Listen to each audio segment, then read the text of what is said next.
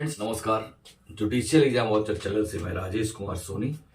हम लोग पढ़ रहे हैं पार्टनरशिप एक्ट 1932 और आज इस वीडियो में हम पढ़ेंगे सेक्शन 34 और 35। इसके पहले के वीडियो में हम 31, 32 और 33 का वीडियो इसके पहले दे चुका हूँ।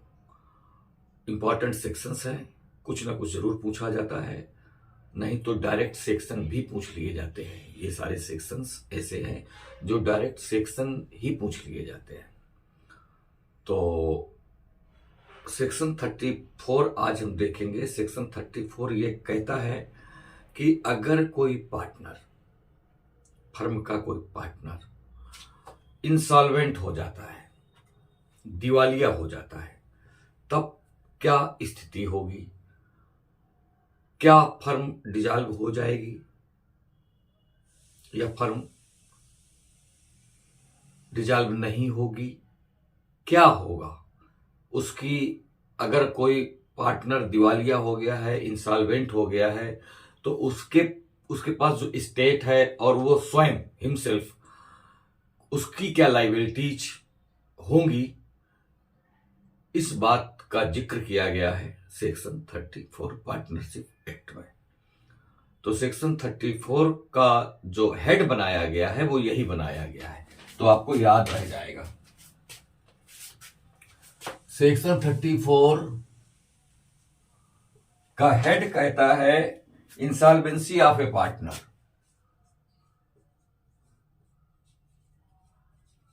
Insolvency of a partner.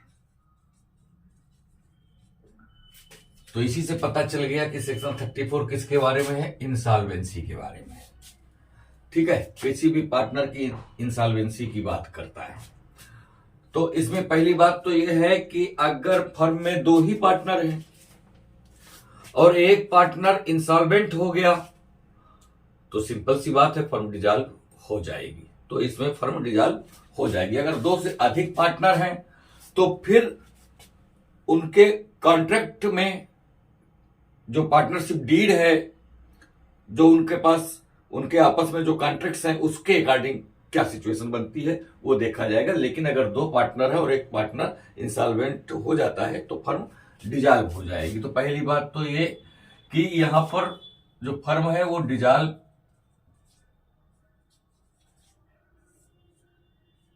हो जाएगी। एक बात तो यहां पर यह कहता है। दूसरी बात यहां पर यह कहता है कि अगर वो पार्टनर,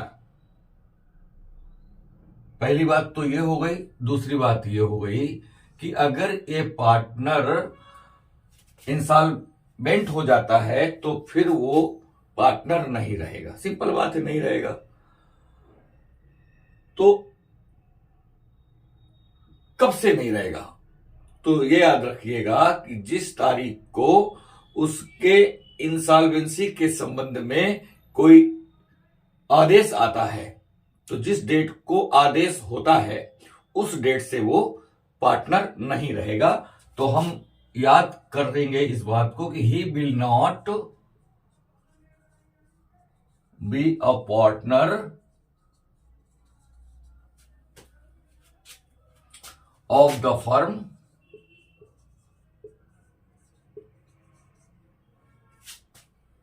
फ्रॉम द, अब यहां ये याद रखना है आपको, from the date of an order, date of an order of adjudication.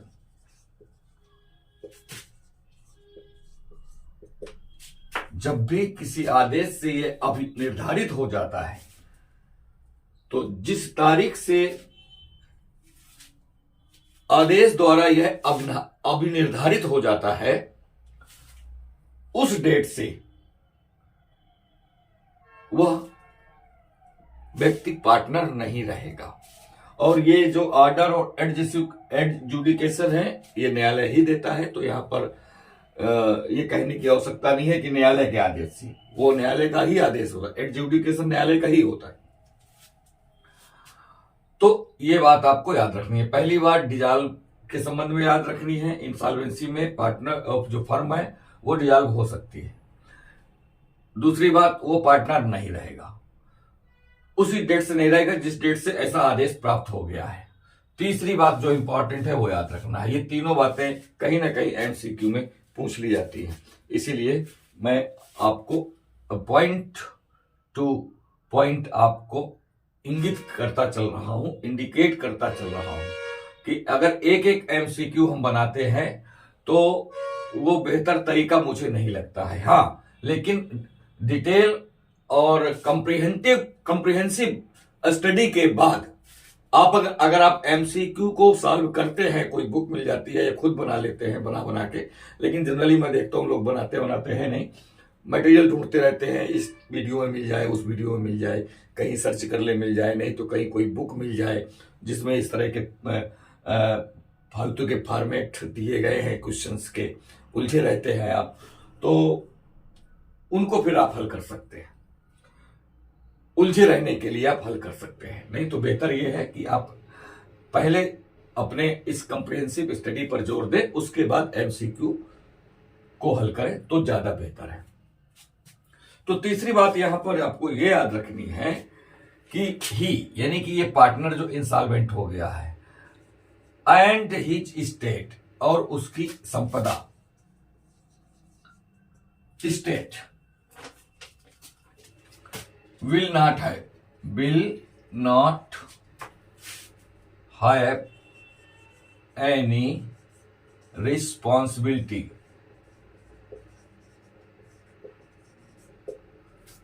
कोई रिस्पॉन्सिबिलिटी नहीं होगी किसके संबंध में, टू दी फर्म, ये और याद रखना है आपको। तो वह फर्म के प्रति न तो वह और न ही उसकी संपदा लाइबल होगी, कोई रिस्पॉन्सिबिलिटी नहीं होगी उसकी। ही एंड हिज स्टेट दोनों will not have any responsibility to the firm. तो इस तरह से सेक्शन 34 को हम देख सकते हैं, और इससे यह तो डायरेक्ट सेक्शन ही पूछा गया है इंसॉल्वेंट के संबंध में, या फिर प्रॉब्लम को लेकर डिसॉल्व के बारे में पूछा गया है, विक्टिम के बारे में पूछा गया है, और या फिर लाइबिलिटी या रिस्पॉन्सिबिलिटी के बारे में पूछा गया है। तो इस तरह से कई बार ये क्वेश्चंस पूछे गए हैं।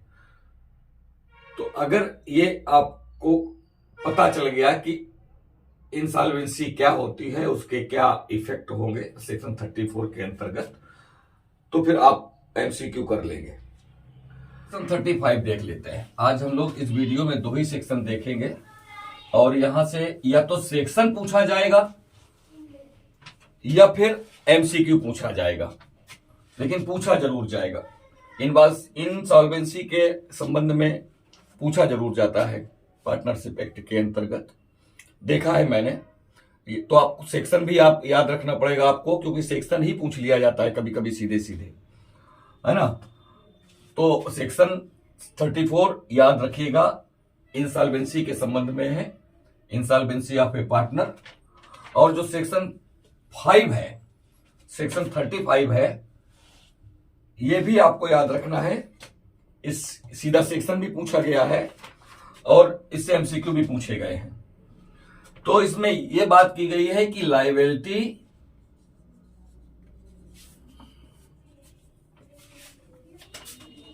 ऑफ स्टेट, किसकी स्टेट, ये याद रखिएगा, ऑफ डिसीज्ड पार्टनर,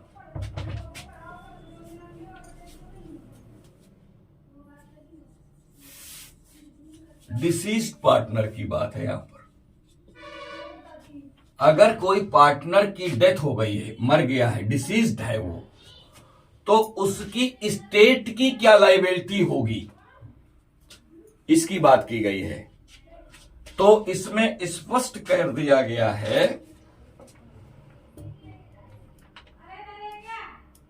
कि अब जो भी एग्रीमेंट होगा पार्टनरशिप का, फर्म का जो भी एग्रीमेंट होगा, तो जो भी कॉन्ट्रैक्ट होगा अंडर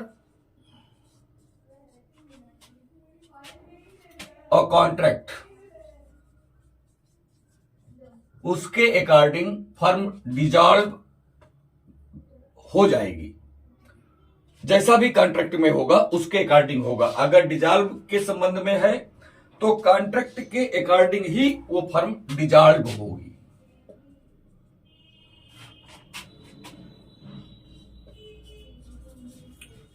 तो पहली बात तो ये याद रखना है, अपने मन से नहीं हो जाएगी। उसका जो भी कॉन्ट्रैक्ट है उस फर्म पार्टनर्स के आपस में जो एग्रीमेंट है उसके अंडर रहते हुए वो फर्म डिसॉल्व हो जाएगी। जैसा भी उसमें होगा, बस आपको ये याद रखना है कि जो भी संविदा है उस संविदा के अनुसार ही वो फर्म डिसॉल्व होगी, विखंडित होगी, समाप्त होगी। पहली बात आपको ये याद रखनी है। दूसरी बात आपको क्या याद रखनी है, तो अभी डिसॉल्व होगी इसके मरने पर, यह भी आपको याद रखना है। बाय डेथ, अगर बाय डेथ कोई ऐसा इसमें क्लाज है उसके अकॉर्डिंग ये फर्म डिसॉल्व होगी। दूसरी बात ये याद रखना है कि स्टेट की बात कर रहा है वो, कि liability of state of deceased partner की बात कर रहा है। तो अब स्टेट की लायबिलिटी के संबंध में यहां पर दूसरा पॉइंट दिया गया है, कहा गया है कि the state of deceased partner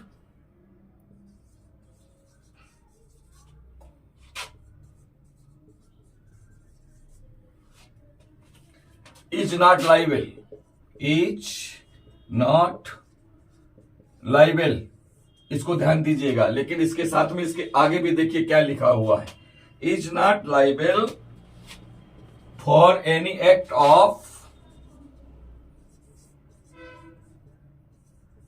the firm done after his death,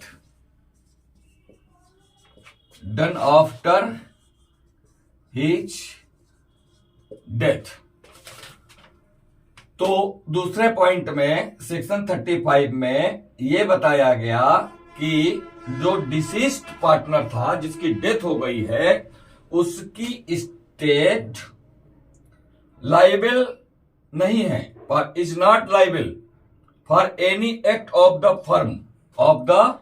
firm, लेकिन डन आफ्टर हिज डेथ, यानी कि उसके मरने के बाद फर्म के द्वारा जो भी कार्य किए गए हैं उसके लिए लाइबल नहीं है। मतलब अगर डन बिफोर डेथ है तो लाइबिलिटी बनती है, लेकिन डन आफ्टर डेथ ऐसे एक्ट्स हैं फर्म के, उसके लिए लाइबल नहीं है। तो ये यहां पर ये क्लियर किया गया। तो इस तरह से हमने सेक्शन 34 और 35 को देखा। अच्छा, 35 में अंडर अ कॉन्ट्रैक्ट पार्टनर के डेथ पर फर्म डिसॉल्व हो जाएगी, और ये बात छूटने सेक्शन 35 और सेक्शन 34 को आज देखा। इससे सीधे सीधे सेक्शन पूछे जाते हैं, एमसीक्यू भी पूछे जाते हैं। अब मैं बता देता हूं इसकी सीरीज। अगर आप सीरीज याद कर लेंगे तो सारे सेक्शन आपको याद हो जाएंगे। सेक्शन 31 से सेक्शन 35 तक अभी हम एक सीरीज देख लेते हैं। तो section 31, section 32, section 33, section 34, section 35। तो सेक्शन 35 में देखिए पार्टनर की इनकमिंग हो गई, यानी कि इंट्रोड्यूस कर दिया गया, कोई नया पार्टनर किसी फर्म में इंट्रोड्यूस कर दिया गया। अब एक पार्टनर आया तो एक पार्टनर गया, तो सेक्शन 32 में आउट गोइंग हो गई, आउट गोइंग हो गई, मतलब कोई पार्टनर गया, यानी कि इसको हम रिटायरमेंट बोलते हैं। तो आउट गोइंग का मतलब रिटायरमेंट। और इस चैप्टर के हेड में भी इनकमिंग एंड आउटगोइंग की बात की गई है। अब सेक्शन 33 में आ जाइए। तो सेक्शन 33 में अगर हम आते हैं तो हम ये देखते हैं कि इसमें एक्सपल्जन है।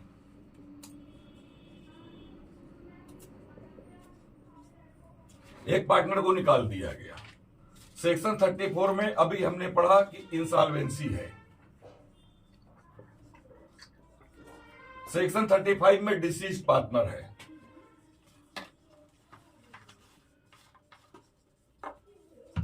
डिसीज पार्टनर की स्टेट की बात की गई है।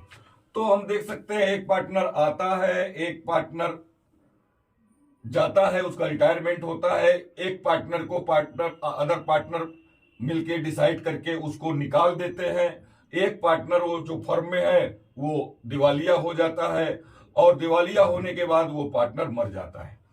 तो इस तरह से हम इसको पांचों सेक्शन को एक लड़ी में पिरो करके समझ सकते हैं, याद कर सकते हैं। एक एक वर्ड में ये कीवर्ड है, अगर ये कीवर्ड आपको याद हो गए तो फिर सारे सेक्शन आपको याद हो गए, उससे संबंधित एमसीक्यू भी आप फिर कंफर्म कर लेंगे, फिर तो आपको कंफ्यूजन होगा ही नहीं। गलती होने की संभावना मुझे नहीं लगता कि अब हो सकती है आपसे, अगर आपने ध्यान से इसको सुन लिया है, समझ लिया है, पढ़ लिया है। तो कैसा लगा मेरा ये वीडियो? अगर वीडियो आपको अच्छा लगता है तो लाइक कमेंट करिए, चैनल को सब्सक्राइब करिए, और अगर आप मेरे चैनल पर नए हैं तो सब्सक्राइब जरूर कर लीजिए। मैं पूरी कोशिश करता हूं कि जुडिशरी की तैयारी में आपकी मदद मैं कर सकूं। Thank you for watching.